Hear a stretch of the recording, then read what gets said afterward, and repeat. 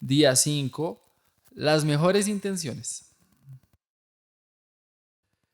Para las personas que me conocen saben que intencionalidad es una de mis palabras favoritas.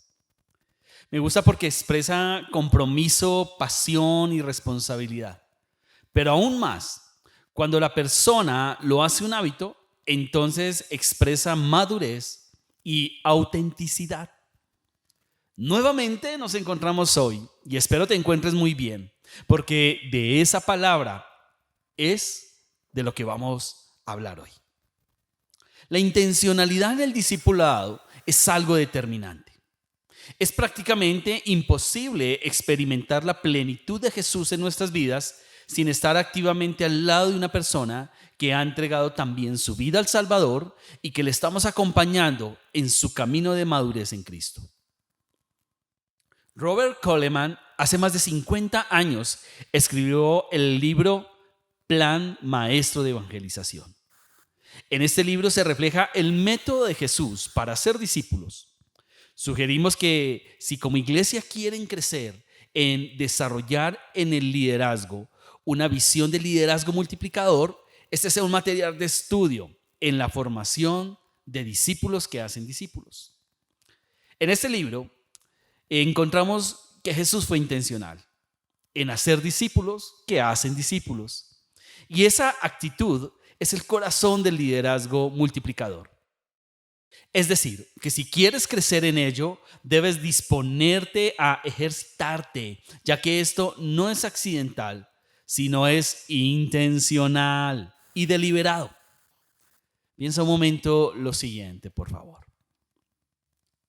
¿Qué impacto puede tener en la extensión del reino de Dios un grupo pequeño de tu iglesia que esté conformado por discípulos de Jesús que se enfocan en construir con la guía del Espíritu Santo iniciativas para alcanzar, retener y discipular a las personas que participan en sus actividades? Yo te invito a que detengas un momento este podcast y mientras reflexionas y escribes tu respuesta en la hoja guía que te llegó en conjunto con este audio.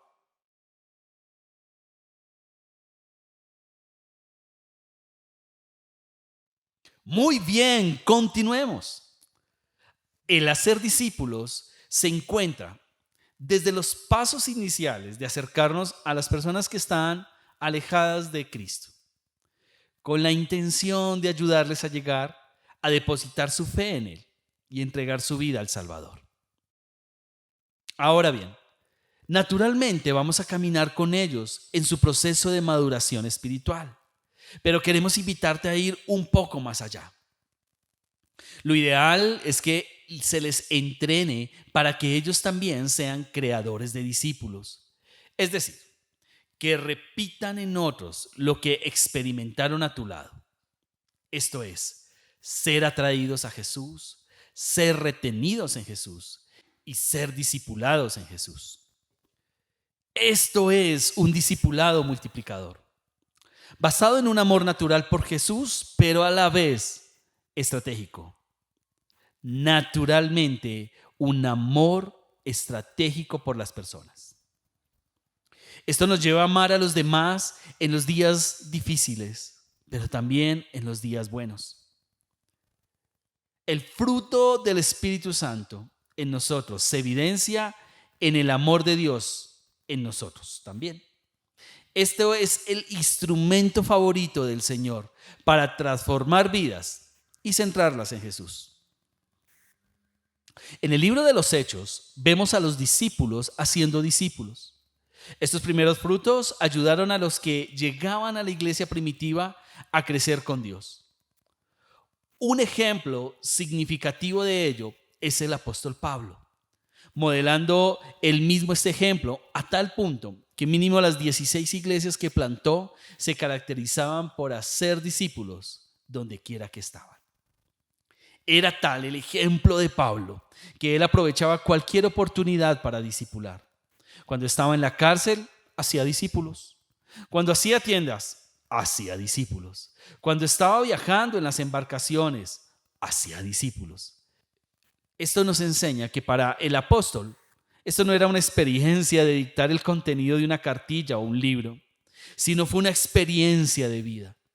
De alguna manera especial lo expresa en la primera carta a los tesalonicenses, en su capítulo 2, en el versículo 8.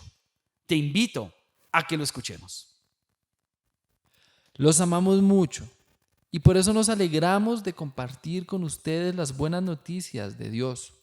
Además, ustedes se han vuelto tan importante para nosotros que nos sentimos felices de compartir con ustedes hasta nuestra propia vida.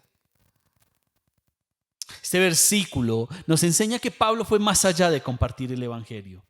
Literalmente su vida transformada por Jesús lo llevó a invertirse en otros. De esta manera quienes estaban a su lado eran impactados por el Señor. Esto lo evidenciamos en sus cartas. Al menos 7 veces instruyendo a sus discípulos que ellos hicieran las mismas cosas que le vieron hacer a él.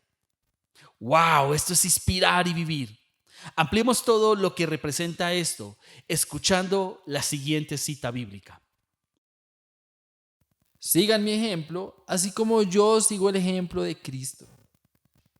Primera de Corintios 11:1. Lo que invita el apóstol Pablo a sus discípulos en Corinto no solo se relaciona con su carácter, ¿sabes? Sino también con su forma de liderar y de discipular. Cuando les escribe a los de Tesalónica, Pablo ilustra claramente lo que es ser un discípulo. Alguien que es impactado por el mensaje del evangelio, que es un instrumento de la autoridad de Dios en su vida, pero adicional, que es un ejemplo para otros creyentes.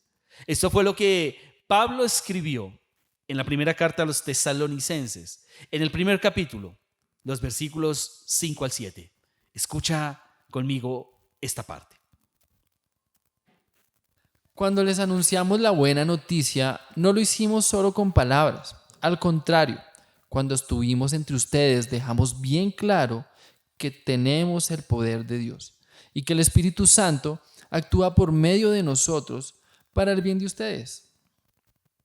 Ustedes siguieron nuestro ejemplo y el de nuestro Señor, y aunque sufrieron mucho, recibieron ese mensaje con la profunda alegría que da el Espíritu Santo.